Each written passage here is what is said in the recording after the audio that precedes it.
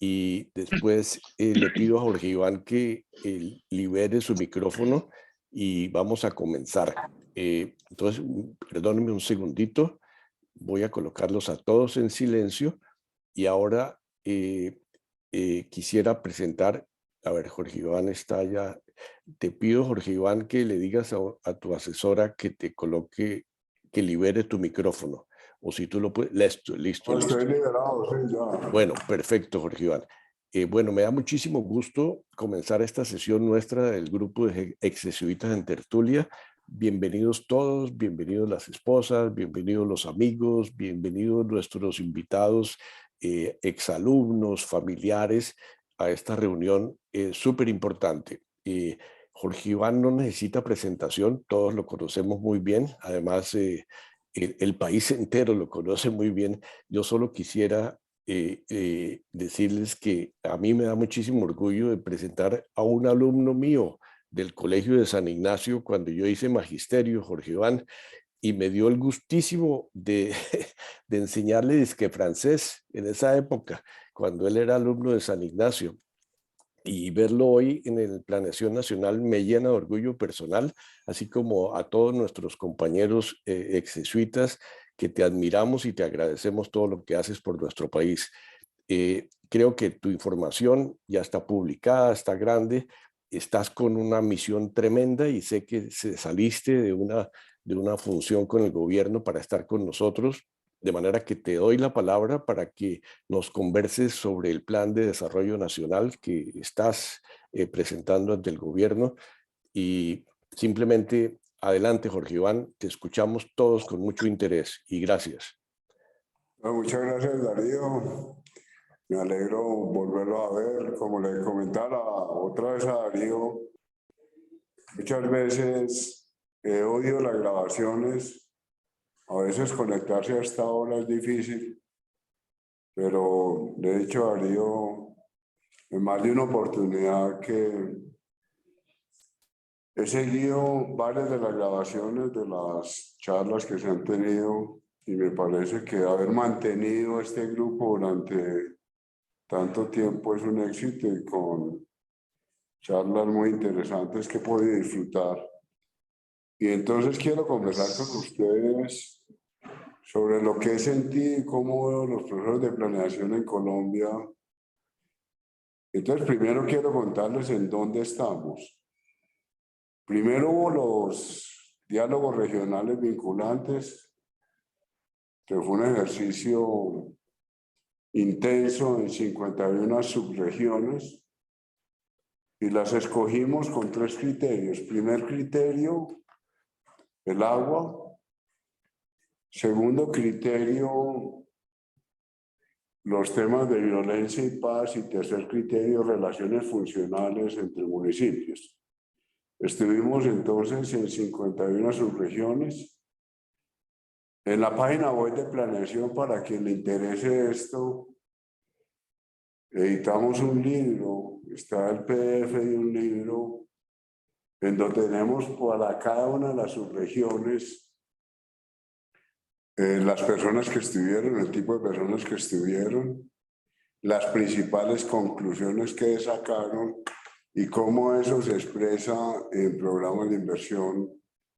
Entonces fue un ejercicio muy interesante que uno podría llamar en el lenguaje nuestro un ejercicio de democracia deliberativa, democracia participativa. Yo no sé cómo podría llamarse, pero fue interesante porque yo era bastante escéptico, pero creo que en general se logró que las comunidades plantearan problemas estratégicos. A mí me llamó mucho la atención que no fueran solamente asuntos muy específicos, el pedacito de parque, el pedacito de escuela, sino que realmente se plantearon en general temas estratégicos. Apareció mucho vías terciarias, todos los asuntos relacionados con el agua, acueducto, dragados, transporte fluvial, temas de vías terciarias. Bueno, en fin, podemos hablar de esto más adelante si quieren.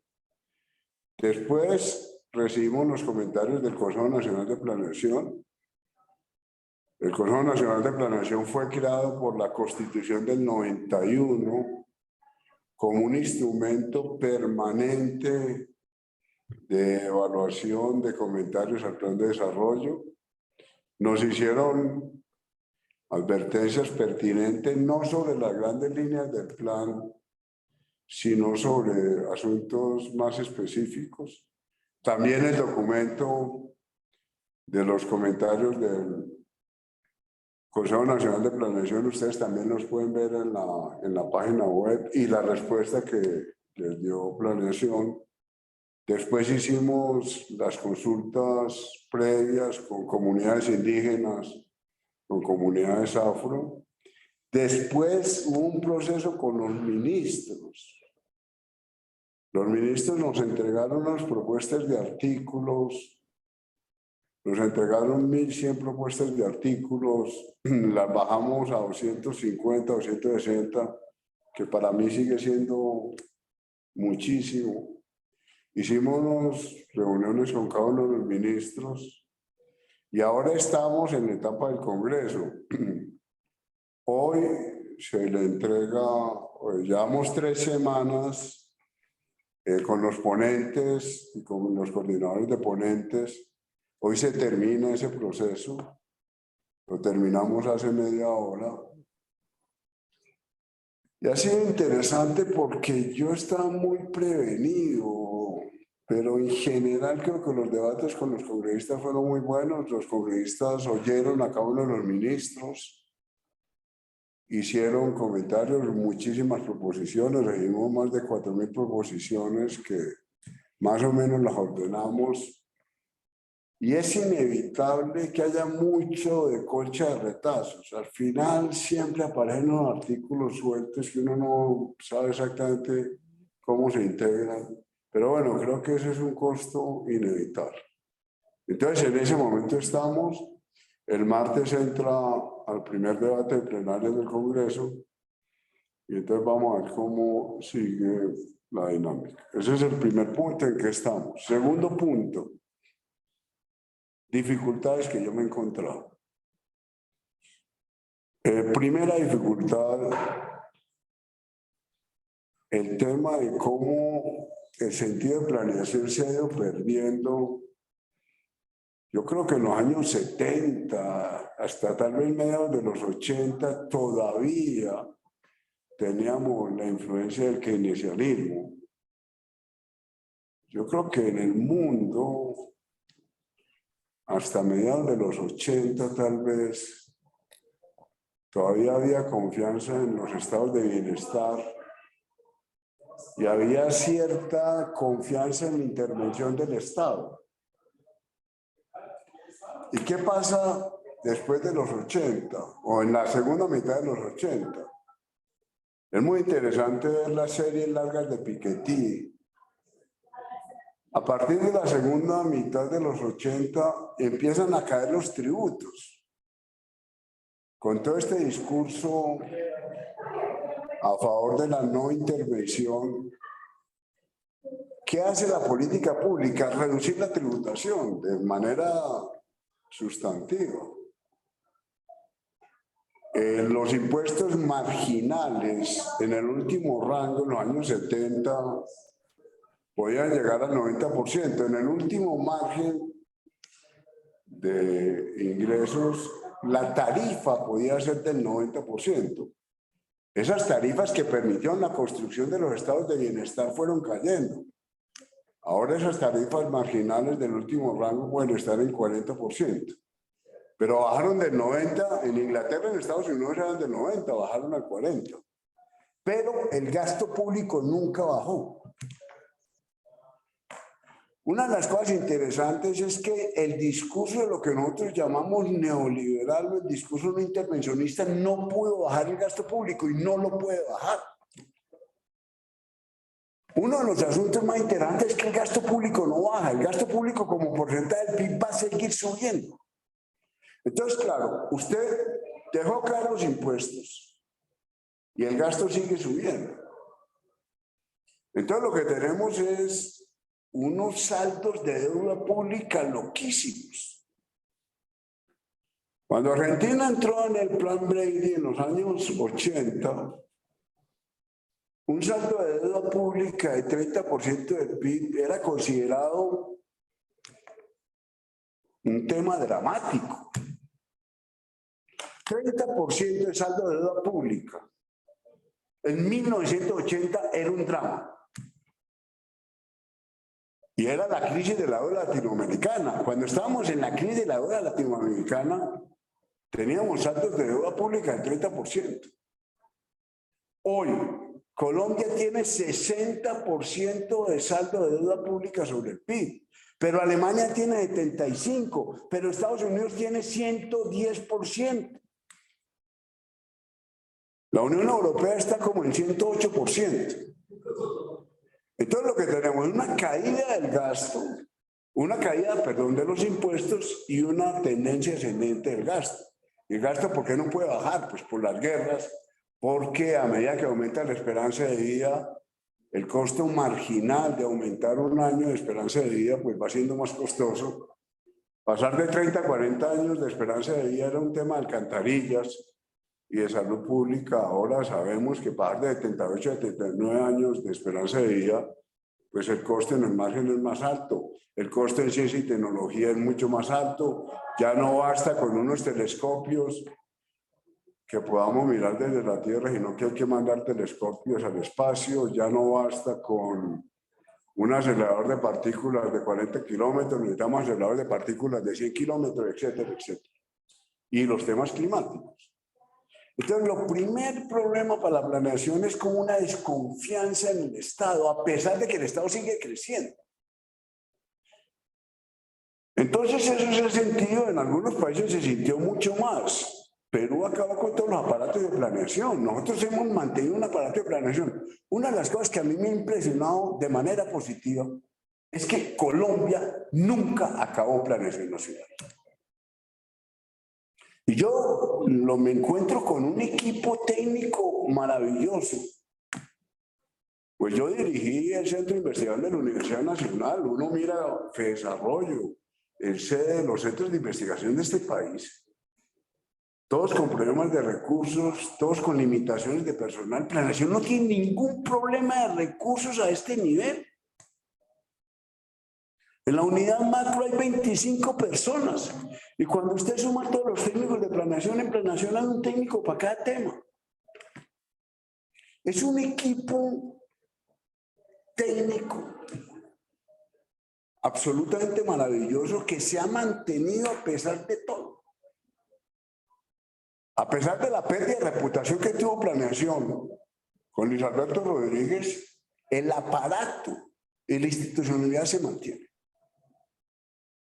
Respeto de las comunidades, respeto de los ministros, con un poder de convocatoria enorme que yo digo, ¿cómo este país no ha utilizado, no ha apreciado más a planeación y cómo planeación no está ejerciendo esa función?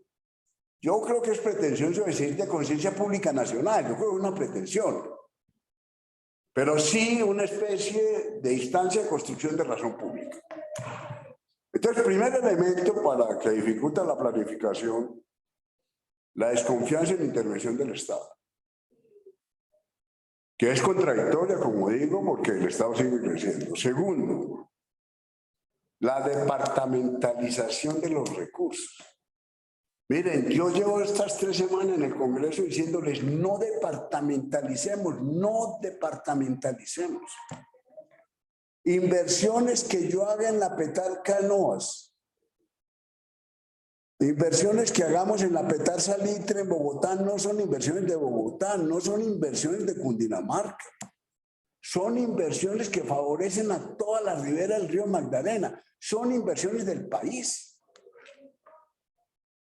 Entonces, el problema de departamentalizar es que usted pone los recursos de la Petar Canoa en Bogotá. Entonces, Bogotá parece con una inversión muy grande, pero realmente esos no son recursos que vayan a favorecer a Bogotá, sino que favorecen el resto del país. Entonces, luchar contra la departamentalización es muy difícil en Colombia. Luchar, tercer punto, luchar contra la sectorización.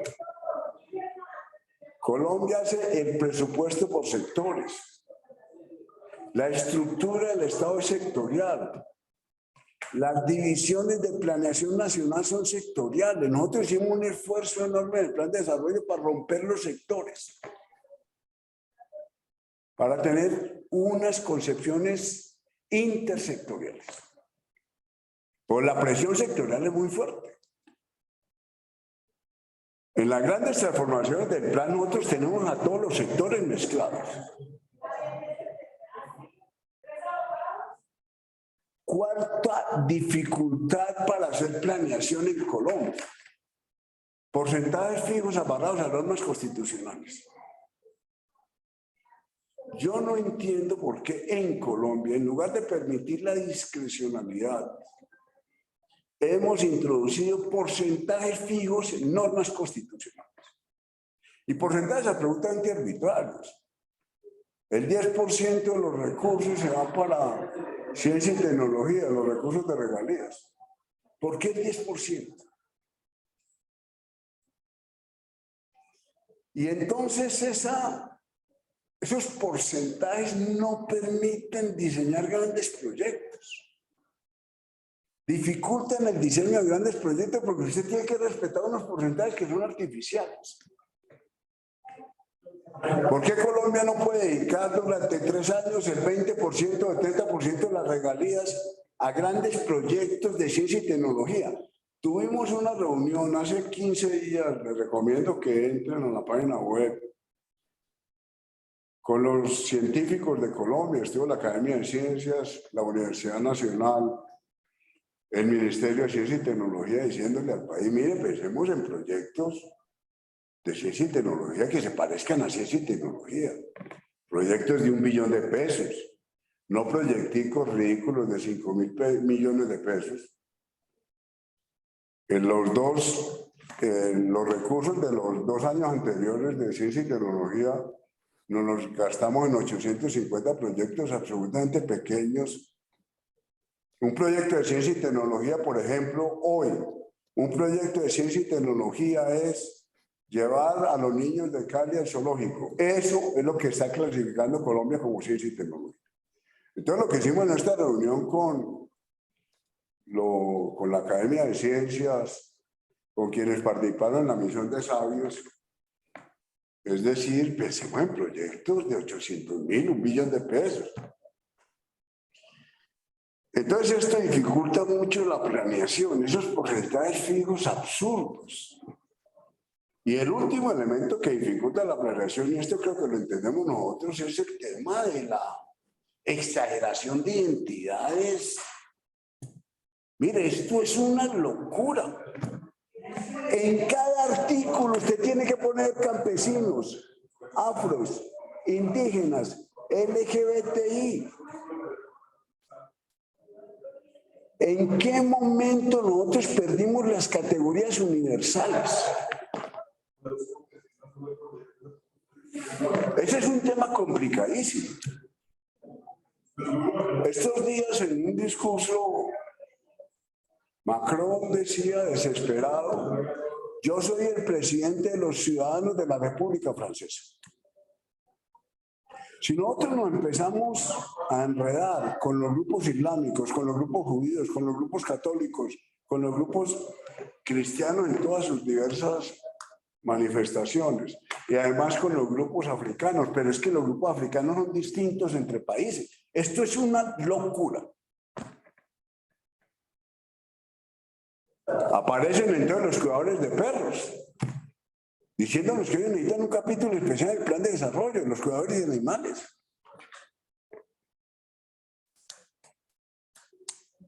Y aparecen entonces miembros de la comunidad LGBTIQ diciéndome que yo no puedo juntar a LGBTIQ, sino que tengo que haber un capítulo para lesbianas, un capítulo para gays, un capítulo para trans. Entonces, yo no sé cómo llamarlo. Si una tendencia posmoderna a la búsqueda de identidades, o el fracaso de las categorías universales. Nosotros que entendemos o que hemos leído, yo a veces añoro una reflexión kantiana. Los seres humanos racionales, todos de alguna forma nos tenemos que hacer la pregunta por la norma moral. Y entonces quizá una solución sea un imperativo categórico donde cada cual define su norma moral de tal manera que la pueda proponer como norma moral universal. Entonces Kant, desde la modernidad, habla para los negros, para los blancos, para los azules, para los amarillos. Bueno, ese es un tema absolutamente loco, loco. Porque estamos llevando unas fragmentaciones imposibles. Entonces usted necesita un presupuesto para los campesinos. Usted necesita un presupuesto para los indígenas. Pero entonces entre los indígenas usted necesita un presupuesto para los arhuacos. Otro presupuesto para los guayú. Y los afros del Cauca dicen que no son lo mismo que los afros del Chocó. Bueno, esos son elementos complicadísimos de la planeación. Entonces ese era como el segundo tema, es decir, ¿qué he encontrado yo de dificultades para planear? Y tercer tema, pues las grandes líneas del plan de desarrollo, que a mí me parece que ahí hay cambios sustantivos. Me parece que hay propuestas realmente estructurales.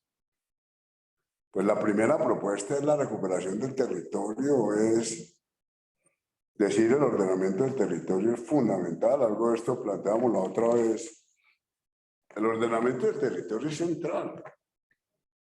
Por muchas razones en Colombia, por articulaciones de planes de ordenamiento territorial, por el tema de violencia, por el asunto de coca, de minería ilegal, todo lo que vivimos la semana pasada en el Bajo Cauca, el tema de deforestación. Hay unos asuntos muy complicados asociados al ordenamiento del territorio. El catastro multipropósito, Colombia apenas tiene el 9% de catastro actualizado. En el plan de desarrollo nosotros tenemos una idea bastante agresiva de llegar al 70% de catastro multipropósito. Un poco la hipótesis mía y la hipótesis de planeación es que el principal problema de economía política del país es el ordenamiento del territorio. Además, es decirle a los colegas economistas, hay que volver a mirar el agua. Hay que volver a pensar en que los recursos primarios, los factores de producción primarios son la naturaleza y el trabajo. Que las máquinas se hacen con agua, con fuego, con viento. Y que ese respeto por los recursos naturales es sustantivo. En esto creo que los mensajes del presidente Petro han sido contundentes. Colombia tiene que decirle con orgullo al mundo que los activos ambientales no son solamente de Colombia, son un bien del planeta Tierra. Y por eso estamos pensando seriamente. Ayer hubo una reunión con la Unión Europea en ver cómo se buscan financiaciones importantes para toda la transformación energética, para bonos verdes, etc. El segundo gran capítulo del plan es el de seguridad humana y justicia social, que entre nosotros es claro lo que eso significa. Es recuperar esa idea que ya estaba en Joan Stuart Mill. Joan Stuart Mill tenía una causalidad circular, que es desarrollo y libertad. Los pueblos más desarrollados, decía Joan Stuart Mill, son más libres y los pueblos más libres son más desarrollados. Había una relación circular, causal entre desarrollo y libertad, que después la toma Amartya Sen en esa recopilación de artículos que llama Desarrollo como Libertad. Entonces es un poco eso, lo que todos entendemos. Buscar que la sociedad le pueda ofrecer a las personas los medios para que puedan llevar el tipo de vida que juzgan valioso. Entonces ahí está educación, ahí está salud, ahí está vivienda, ahí está deportes, ahí está cultura. Es el capítulo, llamémoslo así, de ampliación del espacio y las capacidades para el ejercicio de la libertad. El tercer capítulo es el capítulo que tiene que ver con la recuperación del sector agropecuario. Nosotros ponemos en evidencia lo absurdo de la concentración de la tierra que existe en Colombia, la importancia de recuperar la productividad agropecuaria, de dejar de importar alimentos básicos. Cuando nosotros lanzamos el plan de desarrollo, el presidente Petro hablaba del maíz y de lo absurdo de que Colombia esté importando maíz, de cómo logramos cambiar esa dinámica en donde estamos importando 15 millones de toneladas de alimentos, estamos importando 15 millones de toneladas de alimentos. Hace 10 años estábamos importando 1 millón, millón y medio, hoy estamos importando 15 millones de toneladas de alimentos. ¿Cómo cambiamos esa relación? Primero, pues con reforma agraria, compra de tierras. La meta del plan de desarrollo es una meta que el presidente insiste en que mantengamos 3 millones de hectáreas. A mí me parece una meta absolutamente ambiciosa. La ministra de Agricultura, Cecilia López, dice que si logramos llegar a 400.000 es una maravilla. Pero bueno, hemos mantenido la meta de 3 millones de hectáreas. Obviamente eso implica que además de comprar la tierra, yo no sé si Oscar está por ahí, todo el tema de valorización, cuánto vale la tierra, si le aplicamos o no a esas tierras que no estaban en el mercado, un impuesto por plusvalías, etcétera. Eso es un montón de líos alrededor de cuánto puede valer la tierra. Después, cómo le introducimos vías terciarias, cómo logramos que haya asistencia técnica, todo el problema de tasas de interés. El presidente estos días le pide a los bancos que bajen la tasa, la bajaron algunos de los bancos para tarjetas de crédito de menos de 4 millones de pesos, la bajaron a 25, 26%, pero estaba en 30 y pico por ciento. Entonces son tasas de interés locas, el Banco de la República sigue subiendo la tasa. Lo absurdo de todo esto es que el Banco de la República sigue subiendo la tasa y no paga nada con la inflación. Pero sí lleva a todo el sector financiero a subir la tasa. Todos los temas de comercialización, es decir, todos nosotros sabemos los problemas que hay al lado de una reforma agraria integral como se plantea en el Acuerdo de La Habana. El cuarto aspecto tiene que ver con la transformación energética. Nosotros lo hemos dicho en planeación clarísimamente. Este es un proceso lento. Yo me he negado a poner una meta de cuándo vamos a lograr la transformación energética. Yo creo que eso es imposible definir cuándo. Miremos qué es lo que está pasando con los carros. Es que estamos subsidiando la gasolina. Es que ninguna ciudad del país está cobrando por congestión. Es que nadie está castigando el carro privado. Entonces, ¿qué es transformación energética? Pues reducir en la medida de lo posible la dependencia de petróleo y carbón, impulsar otros minerales como cobre y litio, es decir, mirar el conjunto, pero mirar también las dinámicas de consumo nuestro. Tenemos los rellenos sanitarios que no logran transformación, no hemos podido avanzar en la economía circular, seguimos otra vez permitiendo que el carro privado congestione estas ciudades. Bogotá está recibiendo 150.000 de los 260.000 carros que están vendiendo al año en el país. De ninguna ciudad del mundo, ni Los Ángeles, ni San Francisco, ninguna ciudad del mundo le aguanta a usted 150.000 carros nuevos años. Eso es imposible. Entonces ahí hay unos temas muy complicados. Está el tema de economía, ahí está todo el tema de empleo, de economía popular. Y aquí hay un debate muy grande alrededor de economía popular. ¿Qué es la economía popular? Pues es una intuición. A mí me dicen, define el plan de desarrollo que es la economía popular. Y yo digo, pues la economía popular es una intuición que todos más o menos entendemos qué es. Ahora, ¿cuál es la estrategia?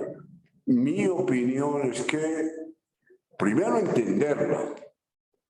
Los economistas no tenemos ni idea de lo que pasa en San Victorino, en los madrugales de San Victorino en Bogotá. Es el suelo más caro, es el suelo más caro del país. Si ese es el suelo más caro del país, porque hay una magia, porque ahí se mueven millones, miles de millones de pesos. Entonces trate de entender qué es eso y no lo cambie en el sentido de que no pretenda que sea distinto. Potencia. ¿Y qué es potenciarlo? Pues ver si necesitan espacio para camiones, ver si necesitan más cajeros electrónicos, cosas de estilo. Mirar al tendero, mirar al vendedor ambulante. Si el vendedor ambulante escogió esa esquina, lo hizo a través de un ejercicio de ensayo y error de mucho tiempo. Entonces respete esa esquina, no trate de moverlo de la esquina. Averigüe dónde está comprando. ¿Quién le está llevando el bocadillo? ¿Quién le está llevando el arequipe? Y entonces trate de mirar toda la cadena logística. Vea, ojalá que ellos puedan empezar a pagar y a recibir pagos con celular. Entonces trate de dinamizar unas economías que están ahí, pero no pretenda cambiar unas lógicas que se han construido a través de años de ensayo y error. Entonces todos estos temas de economía popular están ahí, de empleo. Y el último capítulo es el capítulo de convergencia regional y convergencia social. ¿Qué es convergencia regional? Pues que en Colombia haya conectividad, que tengamos algún día carreteras, que tengamos algún día ferrocarriles, que tengamos algún día transporte fluvial. Bogotá, Girardot pueden ser 6 horas.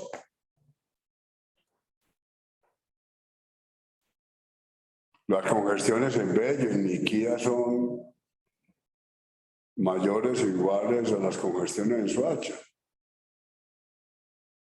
Entonces no tenemos vías, acabamos con el transporte férreo, no tenemos transporte fluvial, no tenemos conectividad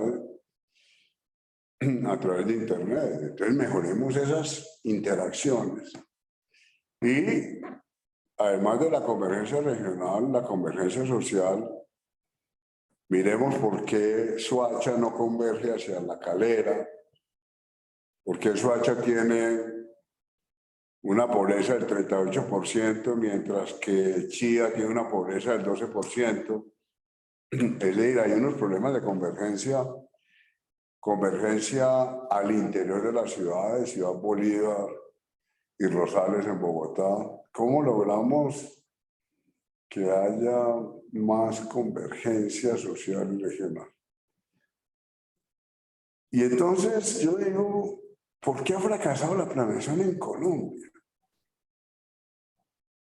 ¿O cómo sabemos que ha fracasado la planeación en Colombia? Pues muy sencillo, regiones riquísimas tienen poblaciones muy pobres.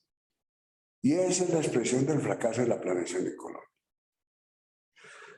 Ahora, si nosotros no somos capaces de armar proyectos estratégicos, no cambiamos la situación. Y yo estas 3 semanas con el Congreso digo, algo avanzamos. Pero todo está hecho para fragmentar. Todo está hecho para fragmentar. Y entonces, claro, jerarquizar es muy difícil. Yo le digo a los congresistas, miren, si nosotros organizáramos todas las PETAS del país, las PETAS son las plantas de tratamiento de aguas residuales. Si Colombia organizara todas las PETAS de tal manera que no se volviera a contaminar ningún río, eso vale 20 millones de pesos, lo podemos hacer. Pero tenemos que decidir, yo voy a estimular las PETAS y las voy a modernizar, y entonces no me quedan plata para otras cosas. Yo quiero que todos los colegios rurales del país estén full en infraestructura. Eso vale 3 billones de pesos. Decíamos eso. Entonces, si decimos eso, no podemos hacer los parquecitos. Pero queremos el parque, queremos el pedacito de Coliseo, queremos el pedacito de colegio y queremos el pedacito de Petap.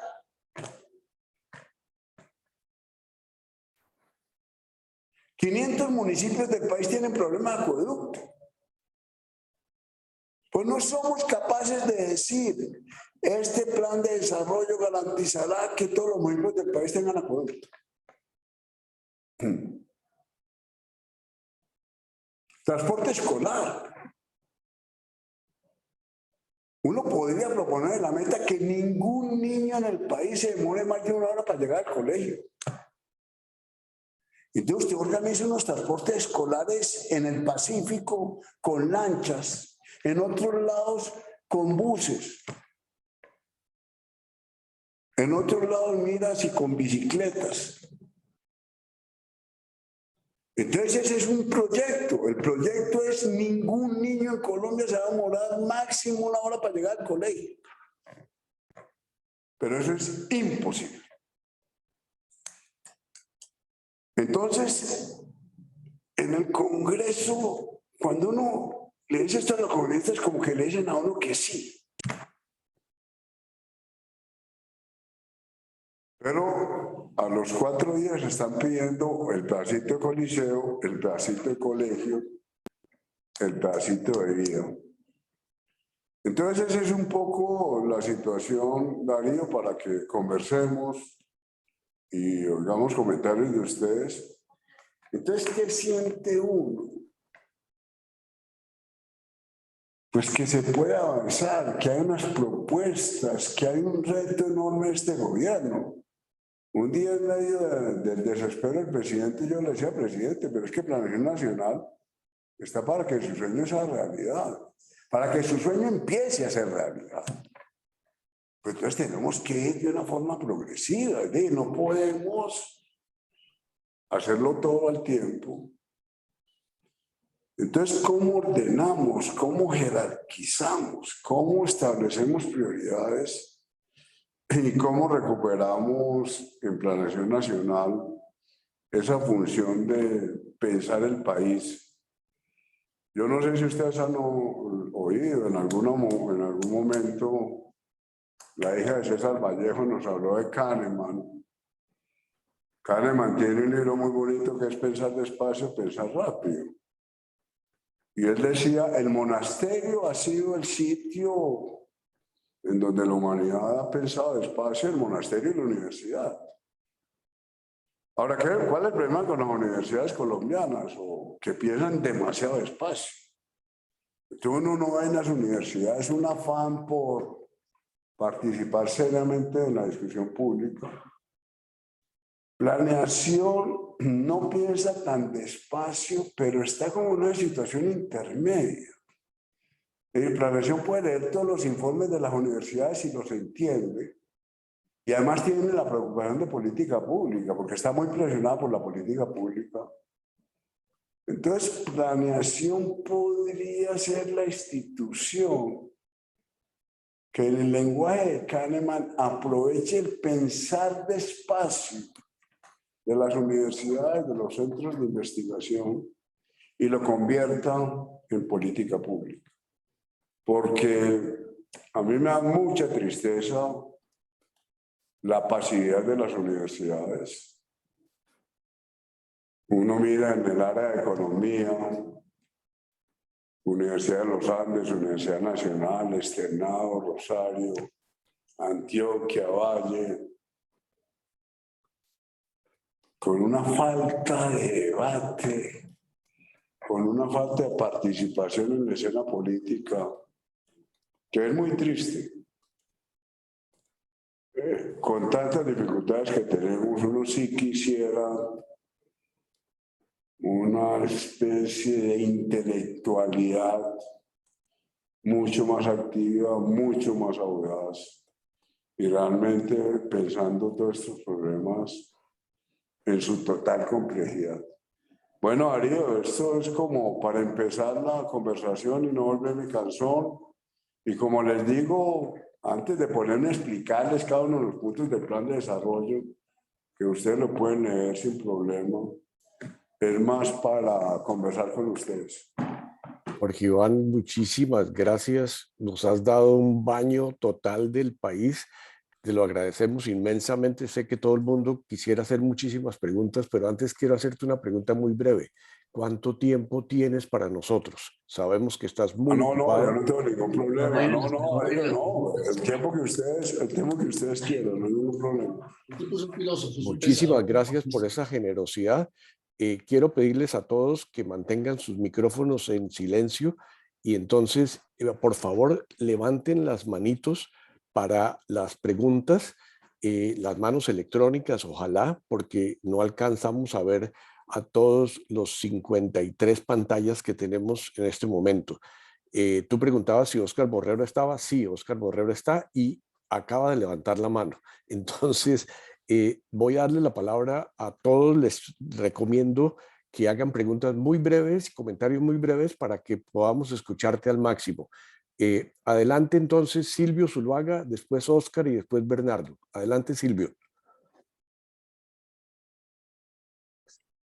Jorge Iván, muchas gracias por la presentación. Realmente es atortonante ver la dificultad de planeación en un país como el nuestro y con tantas necesidades. Yo he leído con detenimiento tanto el plan de desarrollo que ustedes presentaron al Consejo Nacional de Planeación como el articulado que presentaron al Congreso. Y realmente la pregunta que tengo aquí fue una frase que tú dijiste: jerarquizar es muy difícil. En la práctica, lo que yo estoy viendo es que el gobierno está proponiendo muchas reformas necesarias: la laboral, la de la justicia, la de la salud, la reforma agraria. Y entonces la pregunta mía: ¿qué jerarquización hay en la implementación? Porque realmente pues ya van 8 meses de gobierno y quedan solamente 3, por así decirlo. Entonces, para la implementación, ¿cómo jerarquizar o cómo se está jerarquizando? No, yo creo, Silvio, que ese es un problema. Nosotros propusimos que la laboral, la de pensiones y la de salud se presentaran conjuntamente para que hubiera como un solo paquete. Pero yo creo que ese diagnóstico es correcto. Yo no veo que al interior de los ministerios, que al interior del gobierno, haya realmente una priorización. Bueno, uno podría decir la gran prioridad es el tema del territorio y el tema ambiental, etcétera. Yo creo que en el discurso del presidente eso sí es clarísimo. Yo diría que ese es el gran propósito: mirar el territorio, mirar el ambiente, la preocupación climática, pero de ahí para adelante, ¿qué proyectos se van haciendo y cómo se va estableciendo un orden? En el presupuesto, ¿qué se le dio más plata en la última adición presupuestal? El presupuesto anterior venía de Duque. Digamos, el primer margen de maniobra de este gobierno fue con la adición presupuestal que incluyó la reforma tributaria. Entonces, uno dice, el presupuesto puede ser, Silvio, la expresión de la jerarquía. Claramente, el sector agropecuario. El problema que va a tener el sector agropecuario es de ejecución, pero no tiene problema de limitación de recursos. Y el tema de ordenamiento territorial, la LIGAC, el gobierno está dispuesto a darle 2 billones de pesos. El LIGAC se está moviendo por un presupuesto de 300.000, 400.000 millones de pesos. Y el director del LIGAC, Gustavo Monolanda, dijo: yo no soy capaz de gastar más plata. Entonces hay una opción por el tema agropecuario, hay una opción por el tema de ordenamiento expresado a través del LIGAC y del catastro, y hay una opción por las universidades. Pero entonces ahí es donde viene la pregunta así: ¿qué universidades, dónde y cómo? Yo te digo, nadie sabe. Si a mí me dicen, y Silvio que ha trabajado estos temas, ¿Cuál es la opción del gobierno? Si va a extender las universidades públicas, le va a decir a la Nacional, consolide la sede de Tumaco, consolide la sede de Arauca, consolide la sede de San Andrés, o vamos a crear nuevas universidades. Mi respuesta es que el Ministerio de Educación no tiene esa jerarquía clara. El Ministerio de Agricultura está tratando de definir prioridades de dónde compra la tierra, de cómo la compra, pero tampoco ahí existe una jerarquía clara. Si se va a comprar tierra, por ejemplo, que sea productiva para determinados bienes, si se va a incentivar el maíz, la pequeña producción, la gran producción, yo creo, yo no veo que haya prioridades en industria. A mí me dicen, Colombia tiene un sector líder. Acuerden, en las 4 estrategias, que para mí es el mejor plan de desarrollo que se ha hecho en el país, había claramente un sector líder, que era el sector de la construcción. Cuando Kerry diseña las 4 estrategias, pues el sector líder era el sector de la construcción. Nosotros hemos dicho en este plan de desarrollo, aquí no hay un sector económico líder. Nosotros creamos las infraestructuras o avanzamos en la creación de infraestructuras, de servicios sociales, de carreteras, de conectividad, para que la industria actúe, pero no hay un sector líder. Y en vías uno puede decir, hay cierta prelación, vías terciarias. Ahora, si nos dice cuáles vías terciarias, la Nación hizo un cálculo, en este momento tenemos 283.000 kilómetros de vías terciarias. La Nación dice que hay que fortalecer 20.000 vías terciarias, que permiten intensificar relaciones funcionales, etc. Pero pues, yo creo que no existen esas jerarquías. Bueno, uno podría decir, bueno, uno podría decir turismo, educación, sobre todo universitaria. A mí me impresionó mucho, Silvio, que en los diálogos regionales nadie habla de primera infancia. La primera infancia es como una preocupación como en niveles socioeconómicos más elevados, no sé. Las familias campesinas no hablan de primera infancia y cosas de este estilo. Entonces, todo el énfasis del movimiento juvenil, etcétera, es educación tecnológica, técnica y universitaria.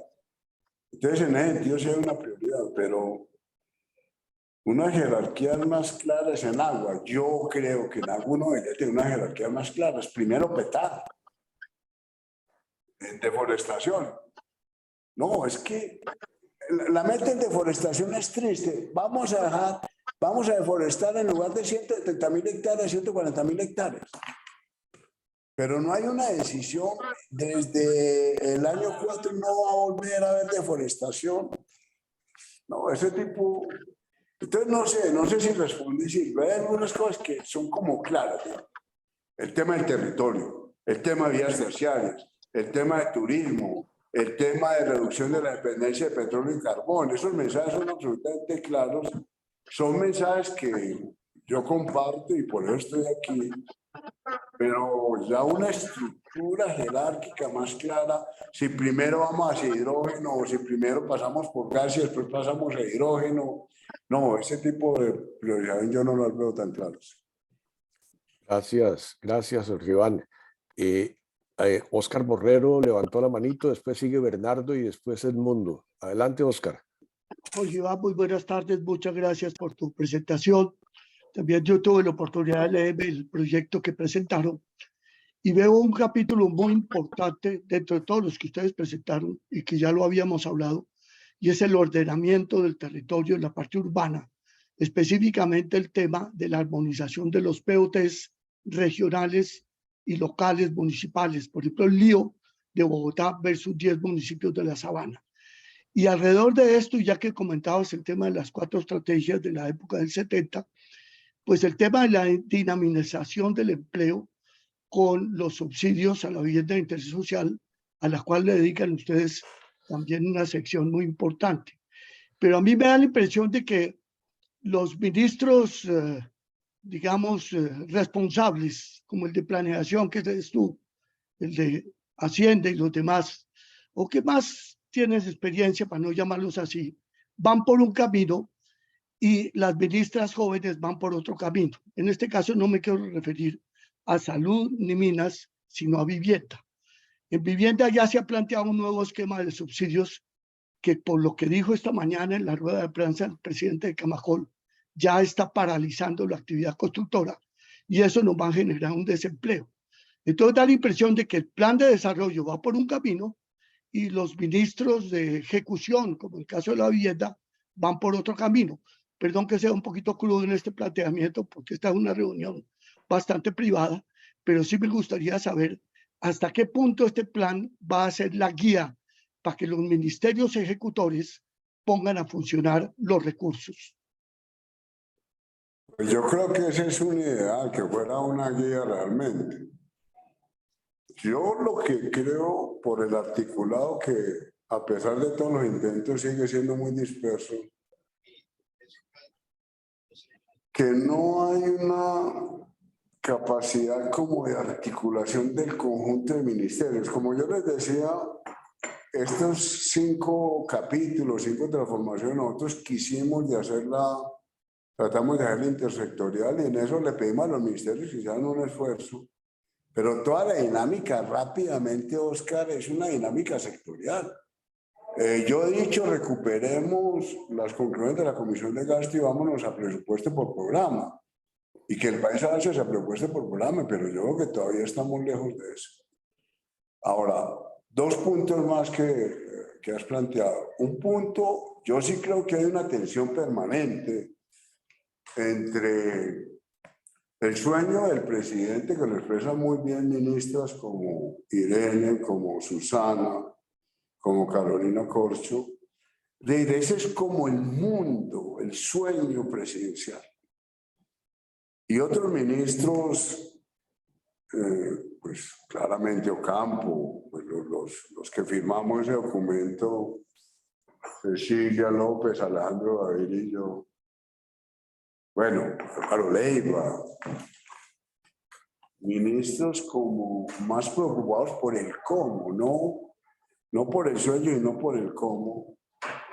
Y creo que esa tensión se ha mantenido, se mantiene, que el presidente inclusive la promueve, porque por algo estamos nosotros ahí. El presidente de alguna forma es consciente de la tensión y si ustedes quieren, alimenta la tensión.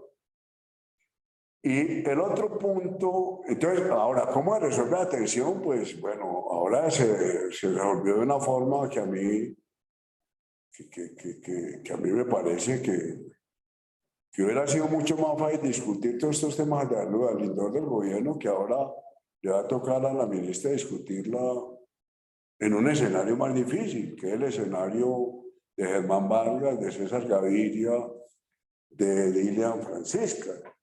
Una cosa era discutir la reforma de la salud al interior del equipo de gobierno en unas condiciones, llamémoslas, amables y más desprevenidas. Y otra cosa va a ser discutir la reforma de la salud en el escenario del Congreso. Entonces, esa tensión está ahí y se va a mantener. Bueno, el presidente decidirá en qué momento o rompe hacia algún lado o mantiene esa tensión. Pero bueno, está ahí y creo que la prensa la capta muy bien. Y el otro tema es el salud. Nosotros hemos tenido conversaciones con Camacol estos días. Primero, ¿qué hicimos antier? Que el monto de viviendas subsidiadas habíamos puesto en el plan de desarrollo VT la unidad de valor tributario y no pusimos salarios mínimos. De acuerdo con Camacol, ya en el Congreso se cambió el artículo y se amarró a salarios mínimos porque Camacol decía, pues, la unidad de valor tributario no está reflejando realmente la dinámica de costos.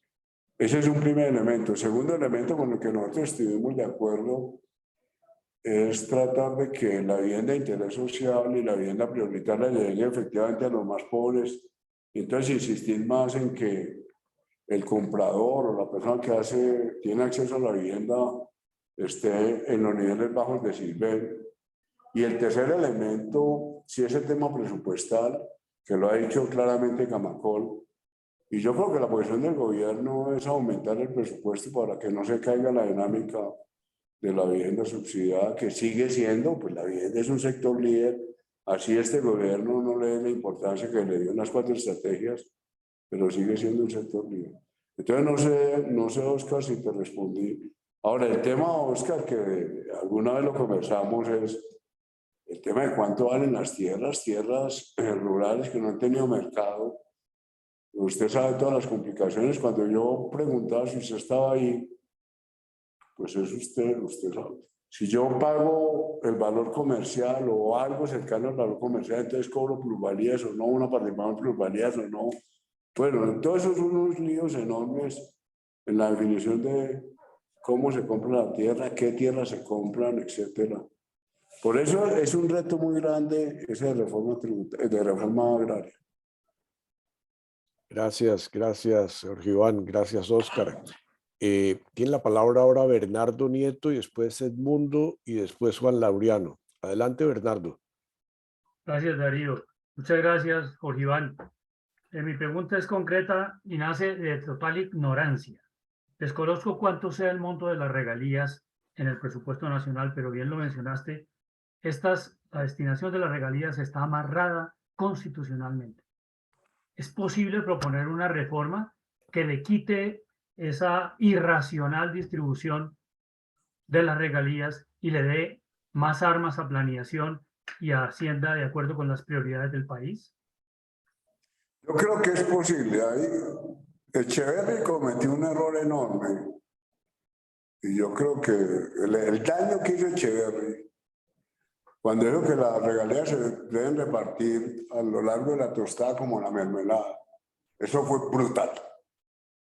Yo creo que el daño que hizo Echeverri con ese principio constitucional.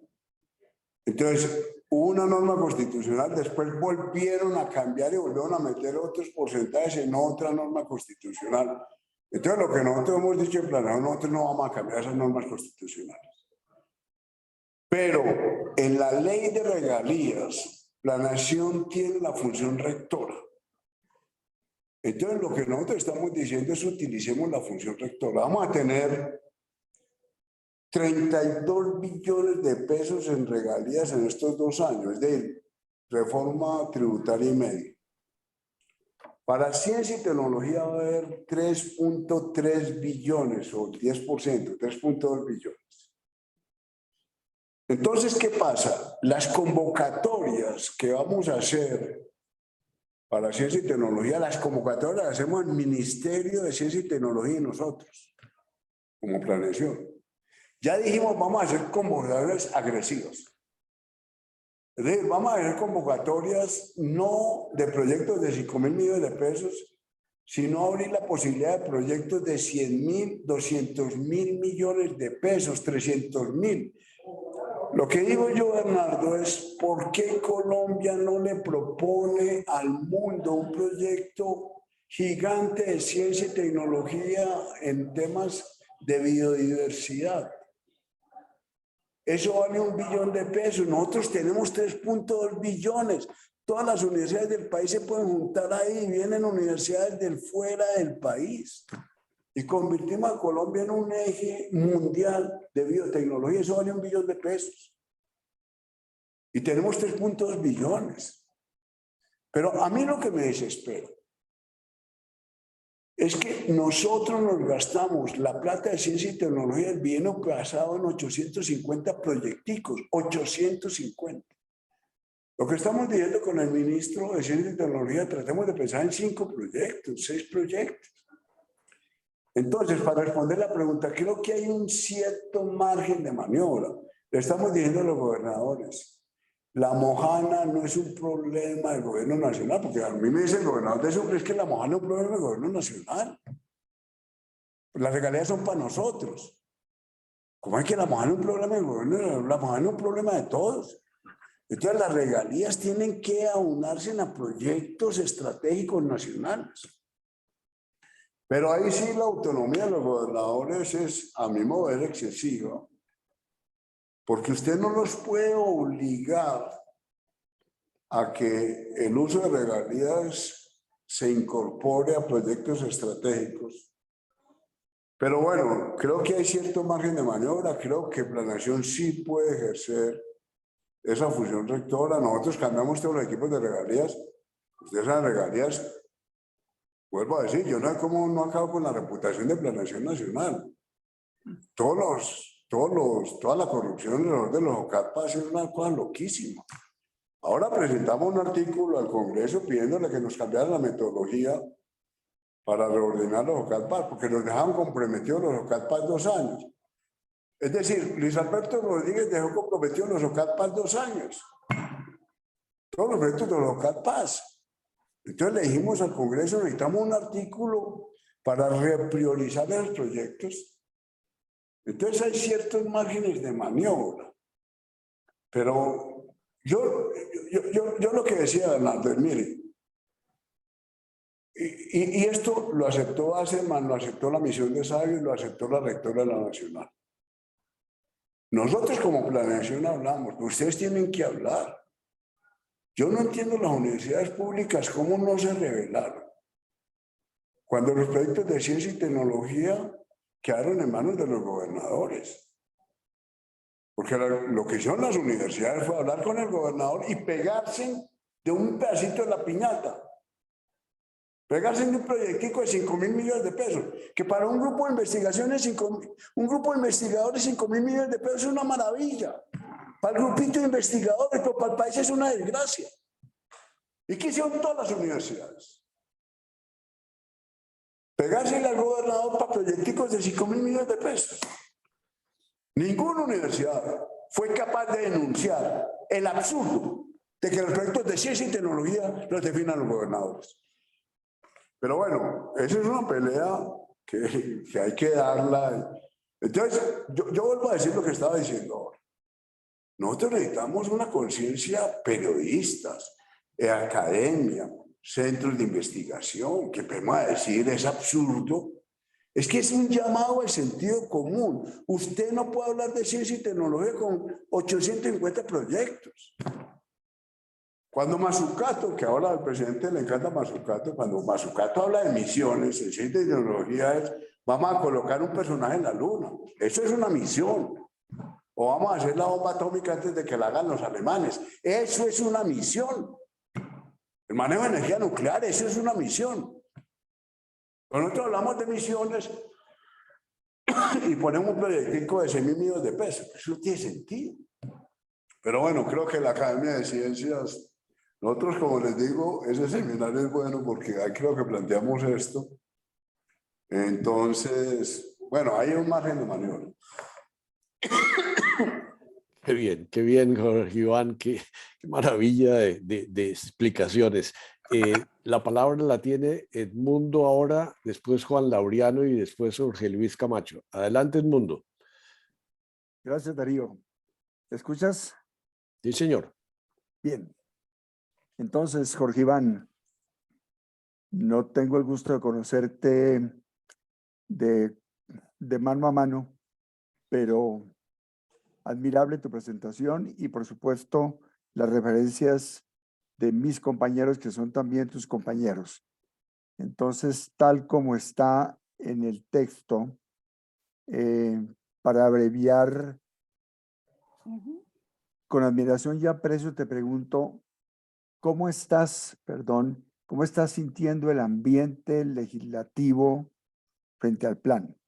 ¿Y cuál es el proyecto que llegaría a tener más dificultades? Bueno, yo creo que el Congreso tiene una ventaja del mundo en este sentido frente a otros proyectos de ley. Que aquí el tema partidista pesa mucho menos que el tema regional. Es decir, que las discusiones tienen más un acento regional de bancadas regionales que un acento partidista. Eso creo que facilita muchísimo los debates y los ha facilitado. Como les decía, estas 3 semanas en las comisiones tercera y cuarta yo he encontrado personas muy preparadas. Yo como les decía, tenía prevención con el Congreso, pero me ha impresionado positivamente los debates.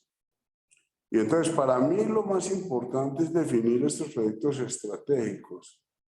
Y es como el énfasis, yo no he podido lograr que estructuremos un gran proyecto Orinoquía Amazonía, pero yo creo que ya estamos vendiendo la idea de que usted tenga un gran proyecto Orinoquía Amazonía y que a ese proyecto le dediquemos un volumen importante de recursos.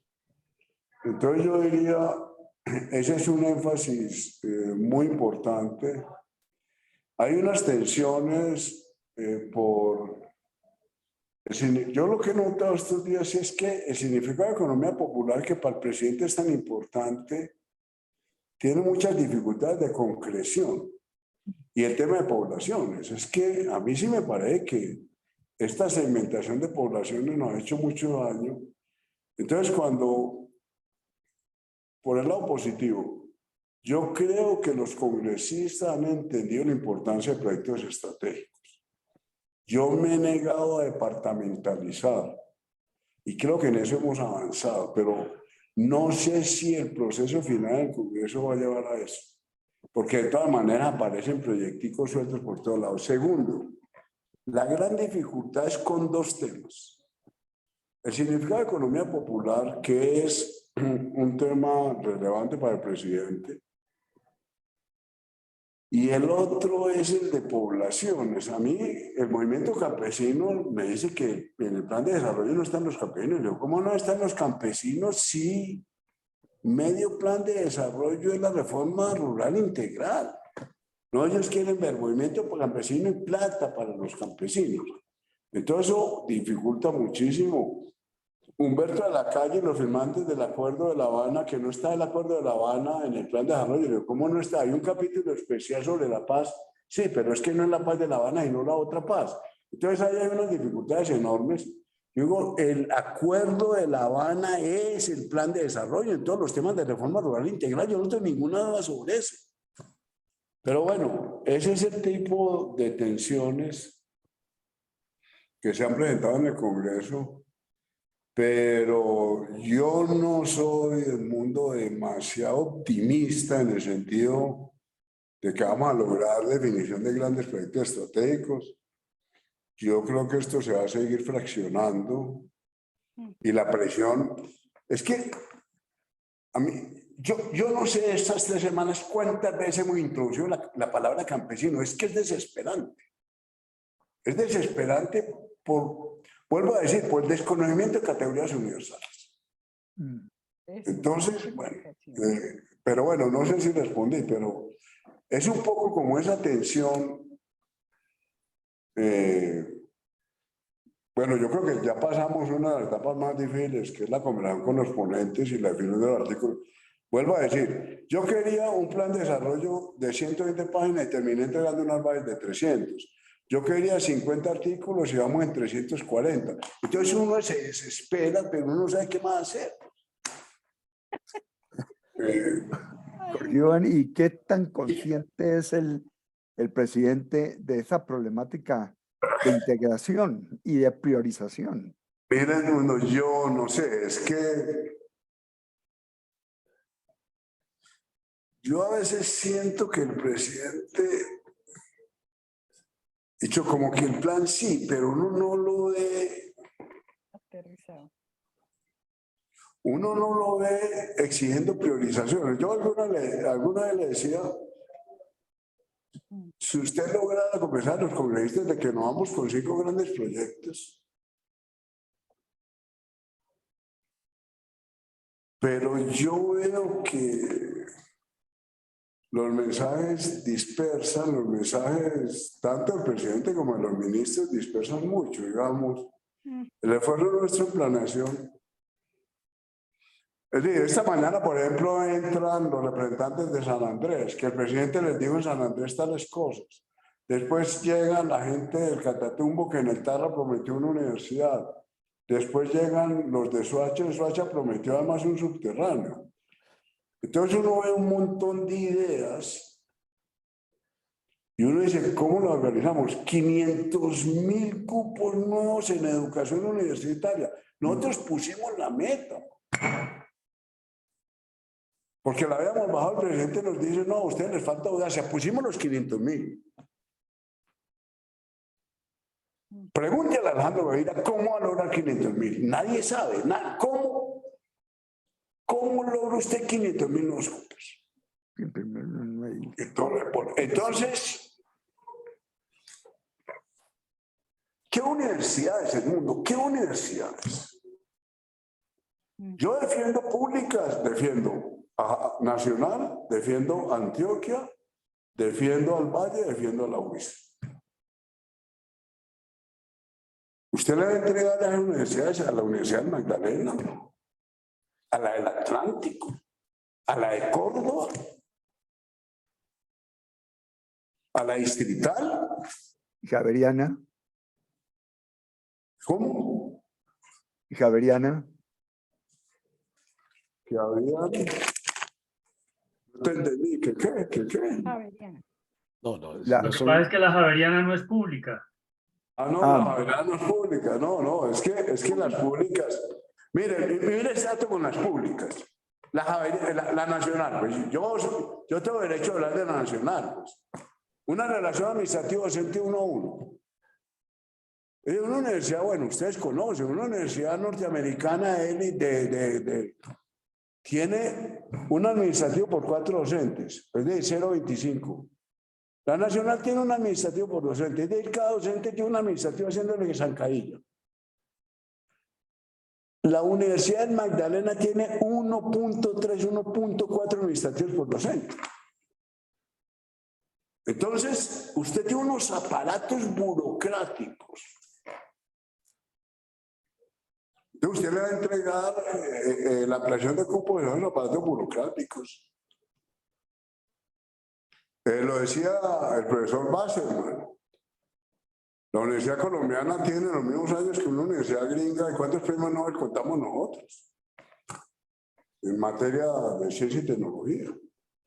Pero bueno, no sé si lo respondemos. Entonces, claro, uno quisiera que estas discusiones fueran más...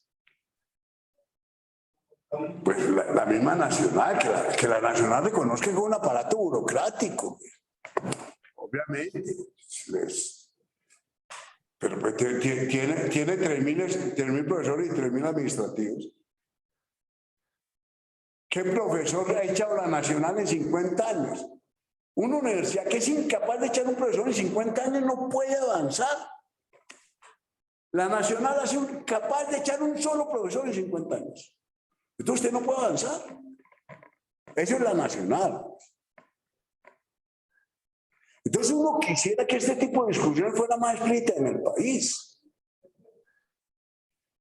Que la academia fuera suficientemente autocrítica. ¿Por qué la Nacional está graduando el 75% de estudiantes y el país le está entregando los mejores bachilleres? Con un examen de admisión brutal. ¿Por qué la Nacional solo gradúa el 75%? Esas son las preguntas que hay que hacer. Y entonces aumentemos los cupos, listo. Pero primero me tienen que explicar qué es lo que pasa en el interior de la Nacional. Pues para no hablar de la Distrital o de la de Magdalena. Qué bien, Jorge Iván. Qué temas Muchas tan gracias, calientes. Jorge Iván. Qué temas tan calientes, Jorge Iván. 2 preguntas más, Juan Laureano Gómez y después Jorge Luis Camacho. Adelante, Juan. Jorge Iván, muchas gracias por una presentación tan sincera, tan íntima. Nos has permitido ver allá detrás de bambalinas todo lo que pasa en esta transformación tan importante que necesitamos. Me parece muy interesante la perspectiva de la fragmentación. Es que somos un país supremamente diverso y eso en la Constitución del 91 se ve representado por la multiplicidad de derechos más que de deberes. Por ejemplo, la Constitución permitió la proliferación de los partidos políticos, que se ha convertido, supongo yo, en un muy buen negocio. Y uno ve que esta fragmentación es política también. O sea, la política está supremamente fragmentada, entre otras cosas, porque esa fragmentación permite la corrupción. Es lo que uno vive en los pequeños municipios, donde uno ve, por ejemplo, que primero que mejorar un canal de riego hacen un estadio para 7.000 personas en un pueblo que tiene 5.000 habitantes, por ejemplo. Y se vive esa frustración a nivel del campesino, una frustración terrible, casi como la que se te nota a ti, esa frustración de ver esa burocracia, de ver ese detalle. En fin, yo pienso que todos sentimos una gran frustración y esa frustración, esa fragmentación, pues alimenta la corrupción. O sea, la política está fragmentada. Podemos decir que la política está corrupta. Sí, pues no es tarea de planeación nacional luchar contra la corrupción. Sin embargo, uno ve que que el palo en la rueda realmente por todas partes, sin una reforma política que tienda a disminuir la corrupción, porque es que los políticos lógicamente tienen intereses económicos. O sea, todos aquí conocemos el descaro, lo que tú dices de las regalías, eso a nivel departamental es espantoso. Bueno, entonces yo sé que no es trabajo de planeación, la reforma política, pero ¿cómo tú ves eso? Porque se da uno cuenta que sin eso es poco lo que se podrá avanzar en otras áreas. Sí, yo creo que el tema local es muy importante. Ahora, ¿cuál es el nivel de corrupción en el que uno se puede mover y cómo combatirlo? Pues yo creo que aquí no hay que ser ingenuo. Hay un premio Nobel que se llama Hurwitz, H-U-R-W-I-C-Z,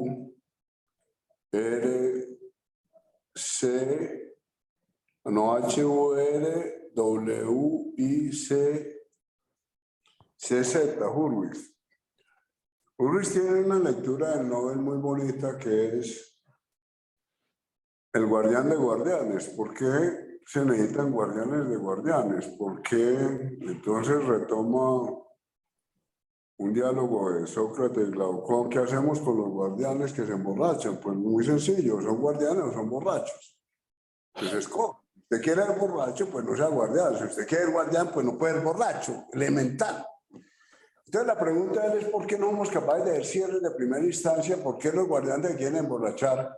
Entonces, como el guardián se emborracha, usted necesita un guardián de guardianes, pero además el guardián de guardianes también se emborracha, entonces usted necesita un guardián de guardianes. Entonces, ¿cómo hacemos el cierre?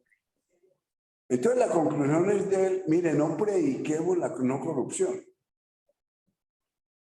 sino que creemos, la conclusión de Hurwitz, después de citar este diálogo socrático, la conclusión es creemos las instituciones que aún teniendo la posibilidad de hacer corrupción, usted no la hace, no por la norma moral, que no va a ser corrupto, sino porque el orden institucional está hecho de tal manera que es mejor el orden institucional que la corrupción. ¿Por qué no vuelvo a fotocopiar libros? Yo no fotocopio libros no por amor al autor, yo no fotocopio porque es más barato aquí. Si usted aquí baja toda la obra completa de León Tolstoy a $1, pues ¿para qué va a fotocopiar a León Tolstoy? Entonces, para responder o para comentar, Juan, es cómo creamos instituciones que permitan que el respeto a la norma sea más beneficioso que saltarse la norma. Entonces, ¿cómo hacemos ese orden institucional? Con los sanandresitos vivir de evolución. Nadie se le ocurre ahora comprar un televisor en San Andrés. ¿Por qué? Pues porque es mucho más fácil comprarlo por aquí.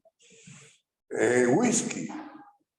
Si yo hacer una celebración de mis 70 años, pues yo no compro whisky Carulla, me voy a comprar whisky a San Andresito, obviamente. Porque no hemos creado el orden institucional que tenga la fuerza de que el comportamiento corrupto sea más dañino o menos beneficioso que el comportamiento no corrupto. Entonces lo que dice Luis es, aceptemos que todo el mundo puede hacer trampa y que todo el mundo tiene tendencia al atajo. Entonces no llamemos al principio deontológico, o sea, yo puedo llamar al principio deontológico no compro whisky sin estampilla, no compro, o simplemente vámonos a la otra realidad. Si yo puedo comprar whisky sin estampilla, lo compro. El problema no es del sujeto, el problema es creemos el orden institucional que permita que la gente no compre whisky sin estampilla. Yo no sé si usted vio en la película de Lincoln, sobre la película sobre Lincoln. Lincoln en algún momento dice, yo estoy liberando esclavos. ¿Qué quiere el gobernador qué quiere el senador de Texas, la Spielberg? ¿Qué quiere el gobernador de Texas? Los correos. Pues denle los correos, que es que yo estoy salvando esclavos. ¿Qué quiere el gobernador de Pensilvania? Tal cosa, presidente, pues déselo. Entonces, claro, usted tiene una lógica, llamémosla así, consecuencialista frente a una lógica deontológica pura. Yo no compro votos, yo no compro votos. Entonces, yo creo que nos movemos siempre entre esas dos dinámicas. Entonces, queremos órdenes institucionales que faciliten. Entonces, yo creo, para responder a la pregunta, no hemos creado el orden institucional para combatir con la corrupción, empezando por la forma como nombramos fiscales y procuradores. Entonces, si usted nombra el fiscal de determinada manera, pues el fiscal va a ser un fiscal corrupto. Y entonces usted va a tener un guardián de guardianes que es corrupto. Y entonces el cierre de última instancia usted nunca lo va a tener.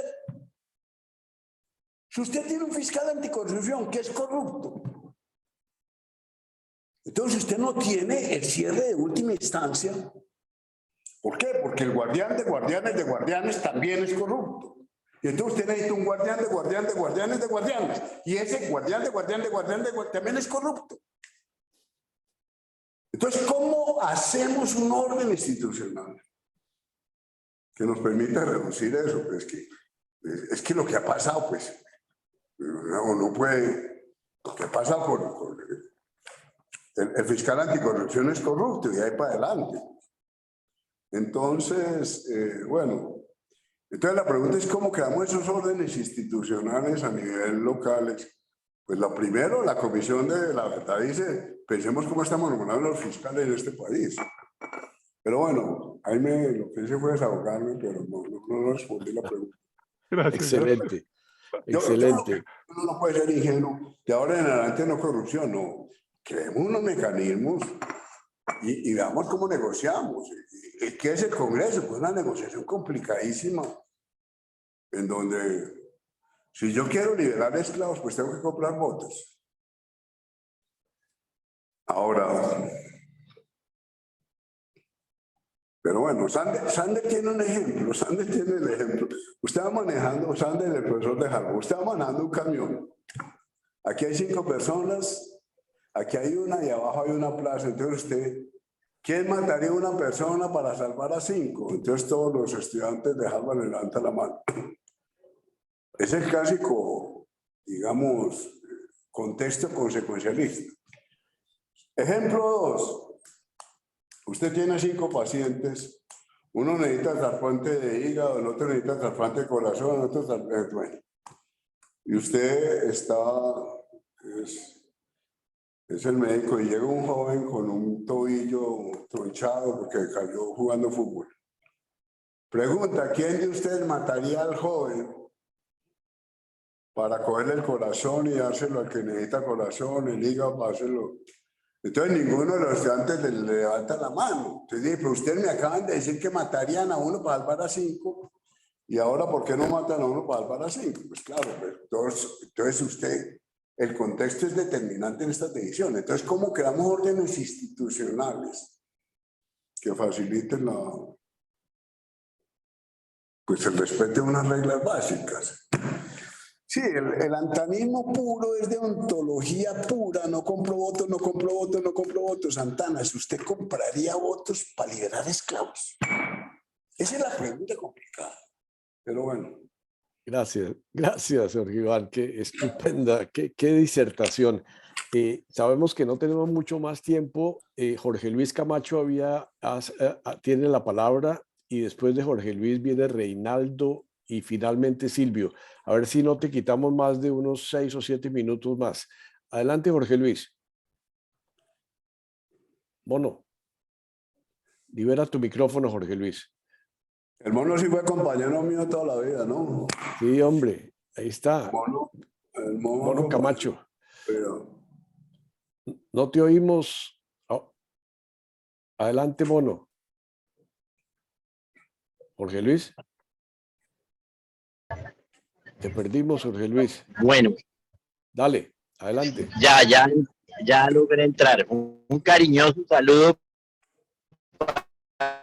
para todo el grupo de nosotros. Jorge Iván, un abrazo muy comprometido que estás haciendo con el país.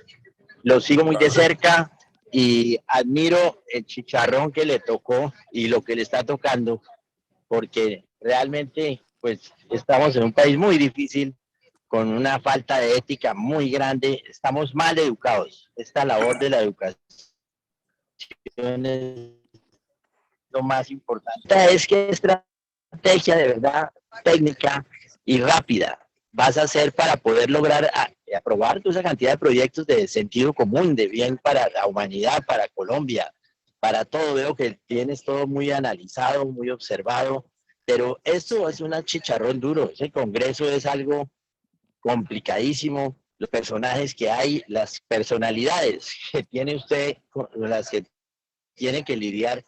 ¿Qué va a hacer? ¿Cómo va a hacer para lograr eso? Pero es que además pues tienes compañeros en el mismo gobierno muy difíciles, muy complicados y la gente no confía. Esa es mi pregunta y también pues manifestarle mi gratitud por su compromiso, Jorge Iván, y espero que todos sus compañeros jesuitas estamos aquí presentes y todos podamos ayudarle de alguna manera, que seguro Darío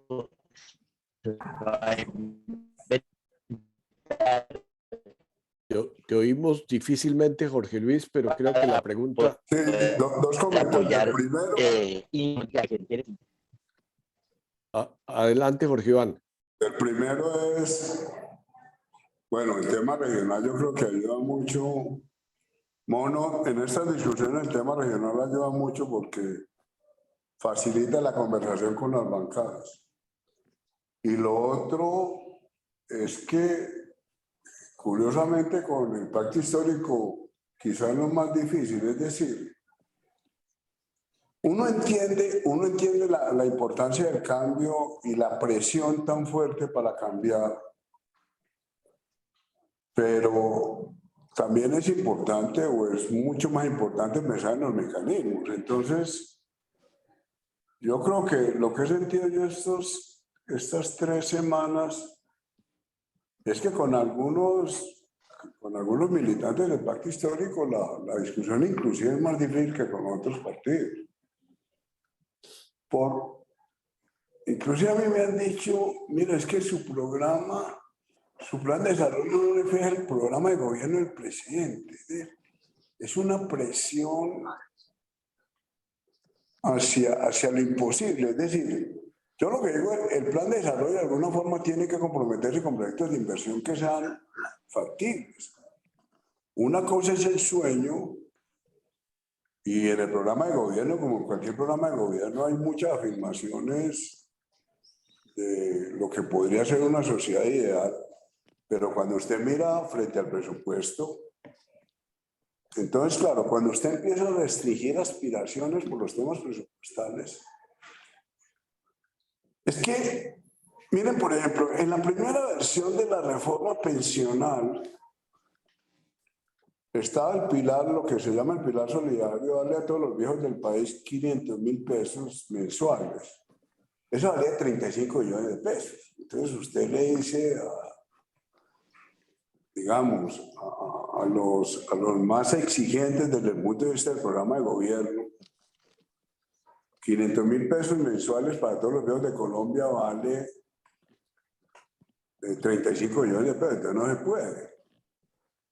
Entonces usted le tiene que bajar a un grupo más restringido y poner 200, como quedó en el proyecto final, 220.000 pesos.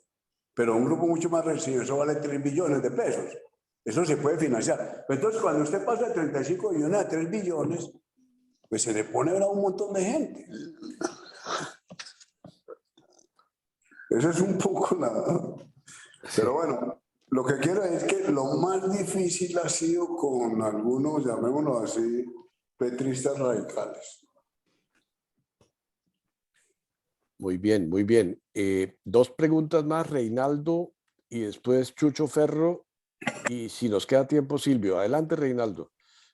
Mil gracias, Jorge Iván. Ha sido una extraordinaria exposición de clarificación de lo que yo no tenía mayor conocimiento. Aquí desde Miami no tenemos mucha manera de enterarnos todo lo que hay detrás de bambalinas en lo que estás haciendo. Pero en dos preguntas anteriores tocaste un punto que me hace preguntar lo siguiente. En la parte de la institucionalización de la corrupción, el plan, cuando ustedes estaban discutiendo y armando el plan, ¿tuvieron en cuenta de alguna manera cómo lidiar con esa institucionalización ya dada de la droga, del tráfico de droga? Porque esa ya lleva sus años de institucionalización y sobrevive después de Pablo Escobar y permanece haciendo lo que hace e influye tremendamente en todo el impacto del desarrollo del país. Reinaldo, ese es un tema central. Lo que está diciendo el plan de desarrollo es que usted no puede mantener el discurso ingenuo. Yo creo que este gobierno tiene una ventaja frente al tema de Coca, y es que el discurso no es ingenuo. El discurso, ¿qué es un discurso ingenuo? El de Duque. Glifosato, con glifosato yo acabo los cultivos, y si acabo los cultivos acabo la violencia. Una finca de 1,5 hectáreas de coca está produciendo 8 millones de pesos mes. No hay en este momento en el país ningún cultivo que pueda reemplazar eso. Entonces, ¿qué está pasando? Pues este gobierno y todos entendemos que el prohibicionismo ha fracasado. Pero usted no puede predicar la legalización. Entonces usted tiene una zona gris muy complicada. Primero, usted no tiene un discurso ingenuo sobre la coca. Uno podría estar diciendo y escribir la frase, vamos a sustituir coca por cacao. O usted podría poner la frase, vamos a sustituir coca por servicios ambientales. Como esa frase no está de esa manera, llamémosla ingenua, pero tampoco usted puede expresar que la solución es la legalización. Pero entiende que el prohibicionismo fracasó. Yo lo que siento que se refleja en todas las discusiones sobre paz total. Mire, lo del fiscal hoy sobre la paz total es brutal. Entonces usted tiene una zona gris complicadísima. Complicadísima. Y yo creo que estamos viendo esa zona gris. El desespero del presidente cuando va al Catatumbo, cuando se reúne con la Asociación de Cocaleros, cuando vuelvo a decir, propone la universidad en el Tarra. Ustedes que nos movemos en una zona gris absolutamente enredada, que se manifiesta en todas las discusiones a propósito de la paz total, de qué vamos a hacer con el Plan del Golfo. El tema de minería la semana pasada, esa minería ilegal de oro es complicadísima de manejar. Porque usted sabe que hay grupos armados muy potentes. Camilo Gonzalo decía, tenemos 50 aparatos militares armados en este momento. Inclusive puede haber más personas armadas que las que había antes de la firma del Acuerdo de La Habana. Por eso digo yo que el ordenamiento del territorio es un tema crucial. Ahora, ¿cómo resuelve usted ese problema de coca? ¿Cómo resuelve el problema de deforestación? ¿Cómo resuelve el problema de minería ilegal? Yo creo que hay una zona gris absolutamente complicada. Absolutamente complicada, que vivió esta semana en el Cauca, en Caucasia. Entonces yo diría, Reinaldo, no sabemos. No sabemos, porque si usted acepta que el discurso no puede ser ingenuo, a las pequeñas fincas de coca le están comprando la pasta. Y un campesino puede. Y además hay un proceso de transformación en la finca. Porque la finca no está entregando hoja de coca, la finca está entregando pasta. Y usted tiene liquidez inmediata y tiene 8 millones de pesos mensuales. Ahora, todo eso es posible gracias a que hay unos grupos armados muy potentes, vigilando los cultivos. Entonces, lo que digo es, esa es la angustia. Uno ve la angustia del ministro Osuna cuando habla de estos temas. Porque usted ve que es una zona gris absolutamente complicada. Ahora, esta mañana, el fiscal, yo no sé si ustedes oyeron la declaración del fiscal criticando la paz total. Porque claro, la filigrana que tuvo en La Habana, que era muy cuidadosa, pues estas negociaciones no tienen esa arquitectura que tuvo Sergio Jaramillo y que tuvo el Humberto de la Calle en La Habana. Este es otro tipo de negociación y yo no encuentro término mejor que decir es una zona muy gris, muy complicada. En el plan de desarrollo nosotros no ponemos ninguna frase ingenua, es decir, vamos a sustituir coca por cacao. Pero tampoco sabemos cuál es el camino.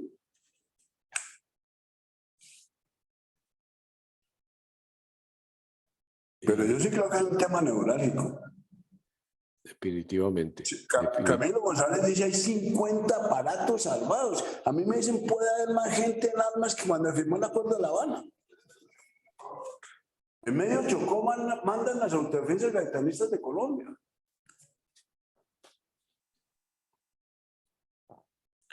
Entonces es un tema complicadísimo. Pero bueno, declarar mi ignorancia o la ignorancia colectiva, porque es que usted no puede salir a decir legalicemos. Sí. Ya los gringos están bravos con el tema de aumento de cultivos. Ahora, estos días no se ha vendido coca porque el mercado internacional de pasta ha bajado. Pero, pues... Qué bien, Jorge Iván, qué angustia.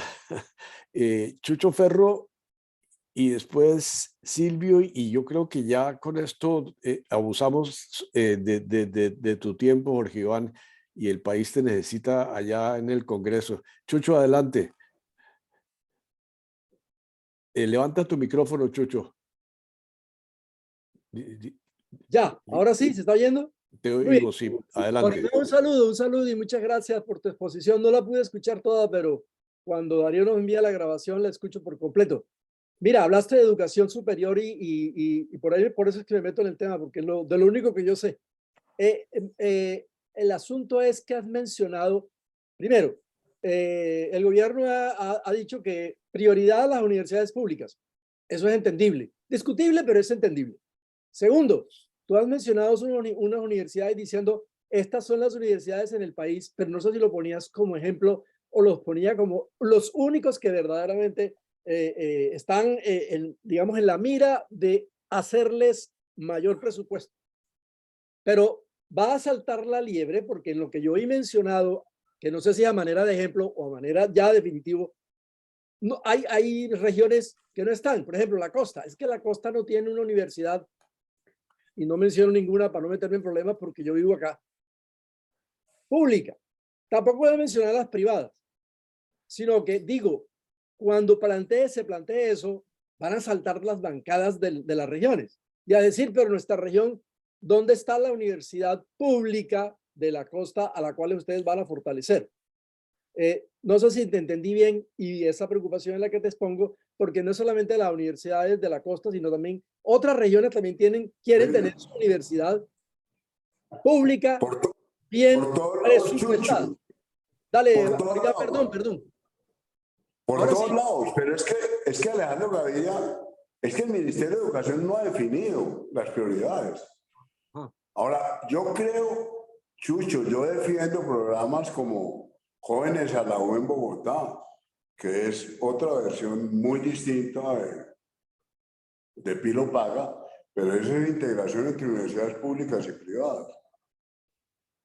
Entonces, claro, en la lógica del gobierno está en primer lugar la universidad pública y el presidente no ve con mucha pasión, con mucho entusiasmo programas como Jóvenes a la U, como no veía bien a Pilo Paga. Pero ese es un buen tema, ¿cómo se prioriza? Aquí los congresistas hoy. Yo quiero universidad en Tuluá, yo quiero universidad en... Entonces me decían a mí, una representante de San Andrés, es que yo quiero la Universidad del Caribe, pues ahí está la nacional, ¿por qué no ampliamos la nacional? No, es que yo quiero la Universidad del Caribe. Esos temas son complicadísimos y el problema, Chucho, el problema es que el ministerio, porque nosotros dijimos, nosotros como planeadores no podemos decir dónde van a ser las universidades. Yo necesito que el Ministerio de Educación priorice, que priorice el sitio y que priorice quién la va a administrar y cómo la va a administrar.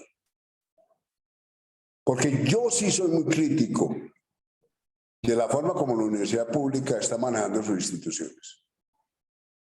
Y Chucho, es que cuando usted compara la Universidad del Norte con... O sea, Chucho se cuida más que yo. O sea, yo comparo la Universidad del Norte con la Universidad del Atlántico. O sea, son dos mundos. Son dos mundos. O sea, ¿por qué la Universidad del Atlántico no logra tener unos estándares?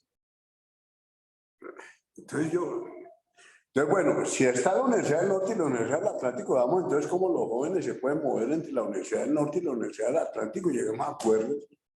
Ahora, hay una cosa, Chucho, que es bueno, y eso sí está ganando fuerza, que es una especie de multicentro, es decir, que los colegios sirvan como aulas universitarias, que se construyan aulas universitarias comunes, que haya... Inclusive le aprobamos un artículo a Claudia López. Claudia López decía, esto parece bobo, pero que el rector entregue las llaves del colegio a las 4 de la tarde. Claudia López nos decía a nosotros, mire, esto parece bobo y esto parece que no necesitara un artículo de un plan de desarrollo, pero es que es imposible que un rector entregue las llaves a las 4 de la tarde para que en el colegio, esos colegios bonitos que salen de Bogotá, podrían ser aulas universitarias.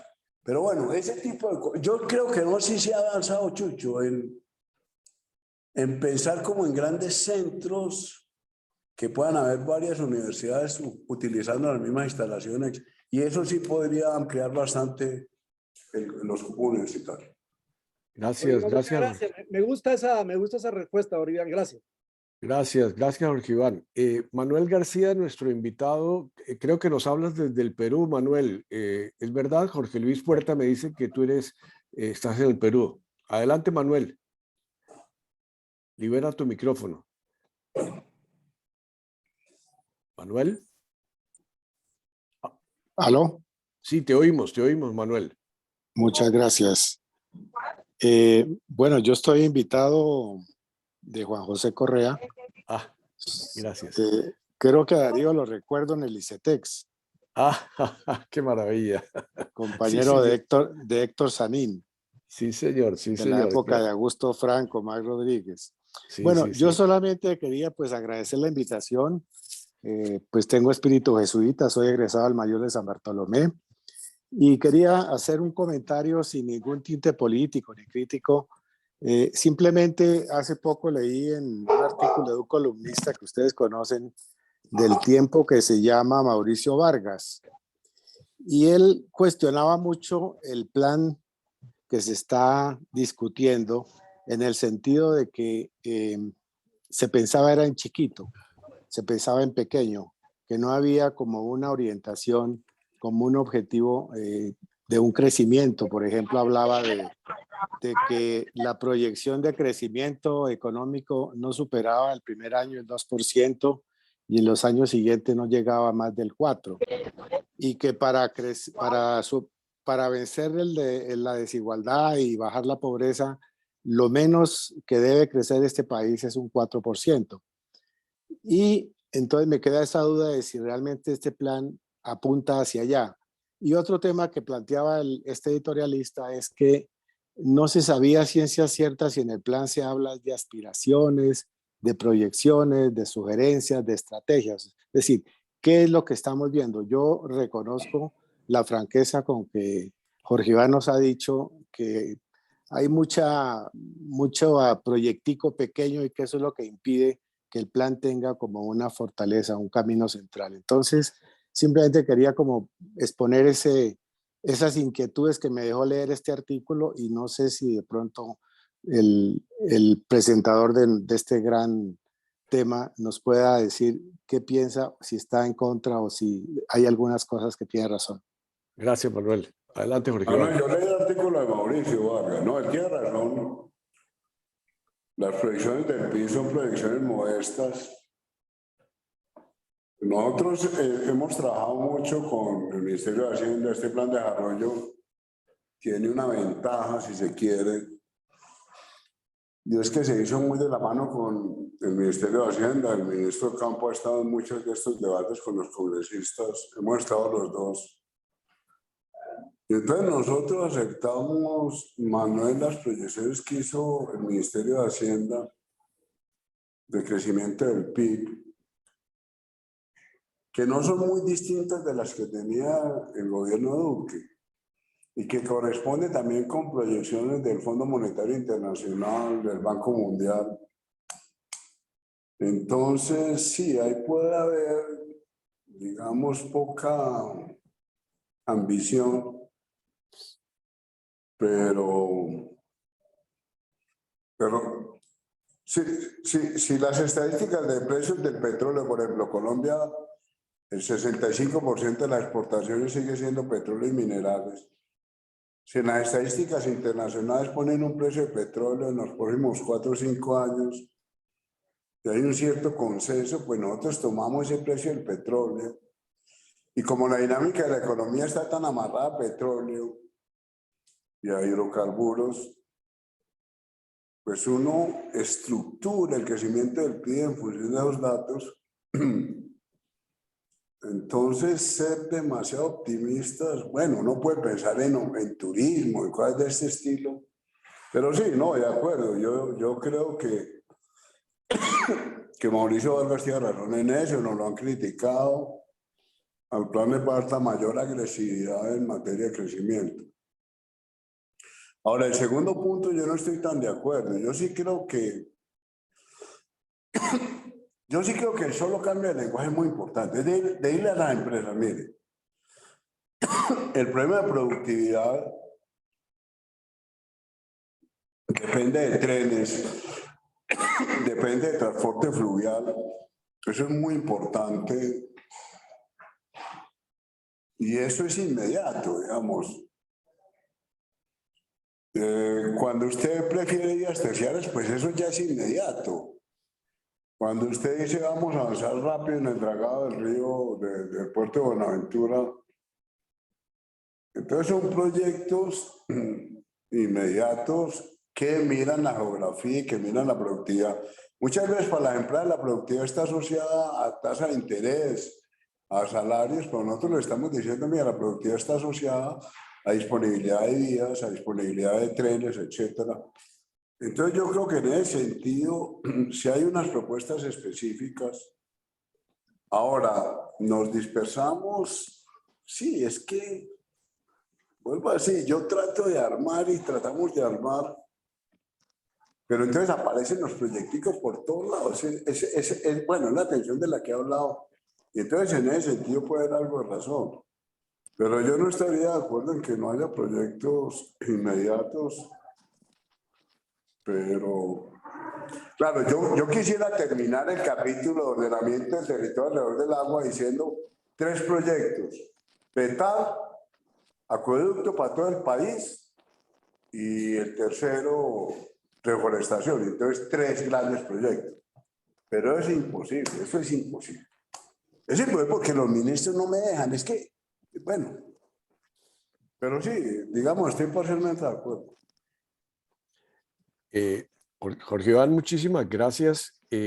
Yo sé que hemos abusado de tu tiempo y de tus energías. A mí personalmente me da un gran consuelo saber que hay alguien que tiene el país en la cabeza como lo tienes tú y de verdad que me enorgullece que puedas tener tan claramente una visión realista, clara de la organización. Silvio Zuluaga tiene la mano levantada, no sé si es para otra pregunta, y de verdad que quisiera ya terminar esta sesión agradeciéndote muchísimo, pero adelante Silvio si quieres hacer la última pregunta. Gracias, Jorge Iván. Una pregunta que tengo yo es, en 3 años estaremos discutiendo otro plan de desarrollo. ¿Hay alguna forma de planear a largo plazo?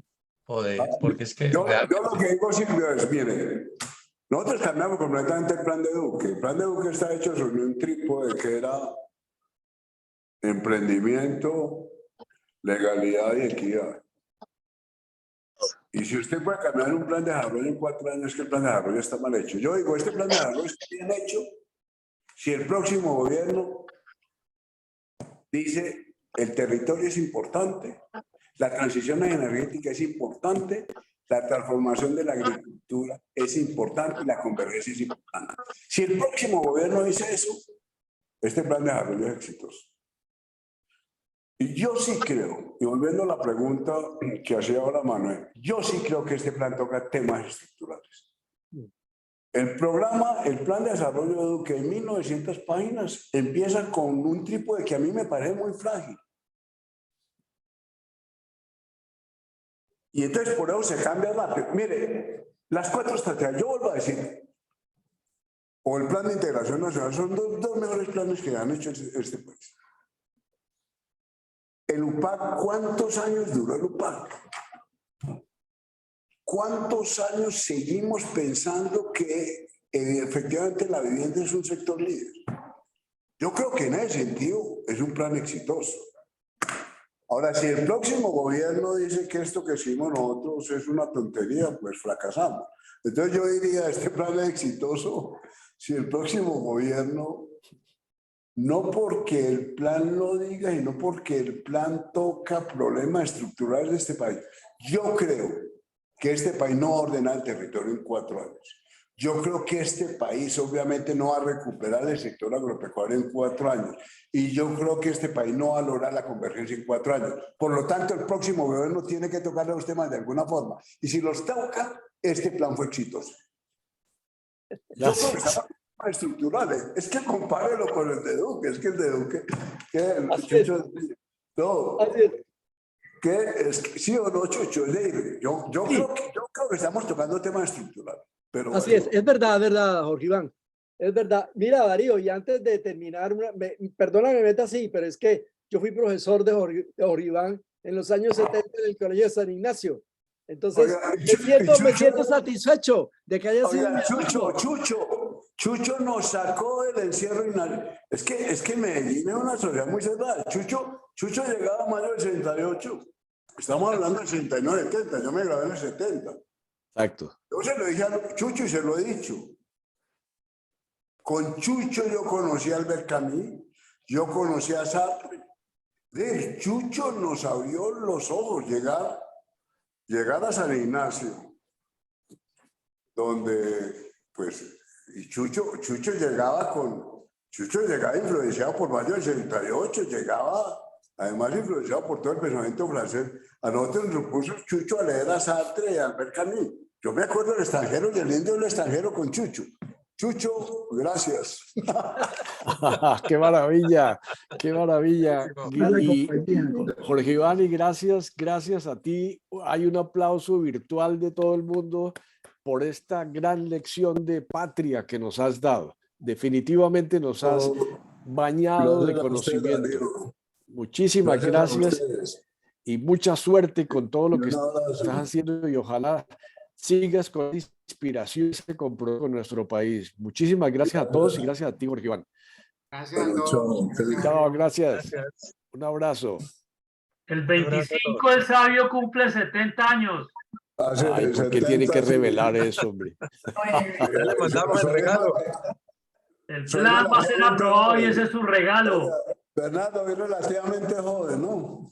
Sí, pero te van a aprobar el plan y ese es el regalo. Bueno, Qué bueno. gracias. Un Qué abrazo, bueno Jorge tenerlos Iván. a todos. Gracias a todos por su participación, por su tiempo, por su compromiso. Muchas gracias. Feliz Gracias, tarde. Darío. Gracias, Jorge Iván. Chao. Que estén bien. Gracias, Jorge Iván. Gracias, Darío. Gracias a todos. Gracias, Sabio. Gracias, Chao, chao. muy amable. Mi abrazo para todos desde Australia. Gracias, gracias mil. A los suizos, a los de París, a todo el mundo. Chao. Chao. Saludos, Darío, saludos. Chao, chao. Buon après-midi. Un abrazo.